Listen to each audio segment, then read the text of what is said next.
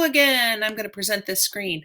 So the last time that we left off, we were discussing how the drawn heart, the symbol of the heart, looks much more pretty than the human heart. However, what we're going to do is we're going to take all the images that you had been looking at earlier and figuring out earlier, and we are going to make it into something beautiful. So what if we could turn the human heart into something beautiful that represents something that we love? Over here, you can see that they have lots of fantasy things, lots of things that has a reference to gaming or to manga or to anime, and I absolutely love it. I love that even little ventricles here have things coming out. This one represents the idea of loving space. I love space too. I love watching documentaries on space. This one could represent the idea. You can see that that the heart has kind of turned into the branches of a tree, and that we've got the rings of the tree here. So it could represent the idea of loving nature and protecting nature. Same sort of idea here, where the heart actually turns into solid rock, and we've got this lovely little forest up here with a waterfall. If you are really big into loving the ocean, and you can turn the heart into having a bunch of different shells, and it looks like this would be squid ink. I think that's kind of fun. This is really near and dear to my heart as well. You can turn the heart into something that is art related, where even coming out of the ventricles and the atriums and things are art supplies, and that the heart is actually pierced through with a paintbrush.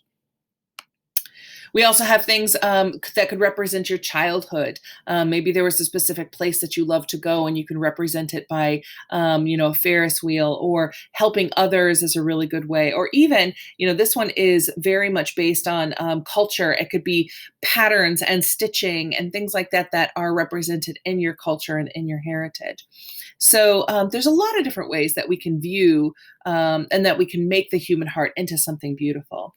The first thing that you're going to be doing is that you're going to get a piece of printer paper or unlined paper and a pencil. And this is a tutorial video that is going to help you learn how to draw a human heart. Your human heart is going to end up looking like this in the end. Then what you're going to end up doing later on, and I have to fast forward that kind of quick. What you're going to end up doing later on is that you're going to end up using all the images that you had thought about earlier. You're going to be adding that to that human heart. So it says, using the answers you wrote earlier and the list of imagery that you created, replace parts of the heart with your images. So I recommend that you look your images up so that way you can have a visual representation. So if you need to know, a specific type of flower, or if you need to know a specific type of object and you don't know how to draw it, a really good way to do that is to just look it up and to use that exactly as you see it, and go ahead and figure out ways to incorporate that into the outline of your heart. Now, I want you guys to feel free to combine as many ideas as you want. It doesn't necessarily have to just be themed on art or themed on your childhood memories. You could have a lot of different things that you care about. This artwork is supposed to represent what you care about the most and what you are passionate about the most. So please feel free to use as many images as you need to in order to represent those things that you care about. Now, when you are finished drawing it, I want you to color it. Coloring it, though, I know everyone's got some different materials right now, so I'm going to give you guys a huge variety of what you can use. Whether you have markers, colored pencils, crayons, these are chalk pastels over here, watercolors or oil pastels, just choose one of these and color your heart. If you want to leave some parts black and white, I actually kind of like that, so I think that'd be a cool idea if you want to just color certain things, or if you want to color the entire thing. When you color, please make sure that you are getting a variety of colors, that you're getting a variety of values. That's the light and dark of something. If you can, add a little bit of shading in there, here and there, if you understand and know how to do that.